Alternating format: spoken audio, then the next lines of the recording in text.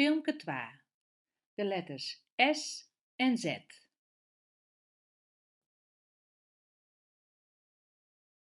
Inleiding. Wanneer schreeuwen we een S en wanneer een Z? De stavering van deze letters is een beetje oors als in het Nederlands. Dreig om te leren is het likwijls net. Uitlees en voorbeelden. Aan het begin van een woord schreeuwen we nooit een Z, maar altijd een S. Zeg maar naar C, zinne, simmer. Dat geldt ook voor de bijloedcombinatie SJ, zoals in jongen, journalist en schipper. De Z of ZJ kan wel midden in een woord voorkomen.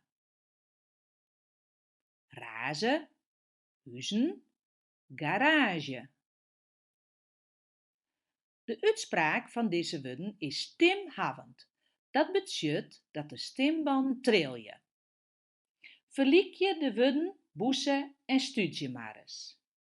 Bij het woord boese tril je de stimband net. Bij studie wol. Kist ek zeggen dat de uitspraak van studie hudder is. Oefen je.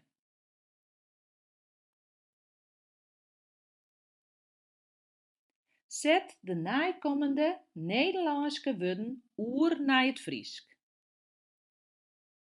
Conciërge, horloge, doos, vakantie, zaaien, zorg, roos, rozen, potloodje, televisie, energie. Zet nou eventueel het filmpje even op pauze. Dan de antwoorden.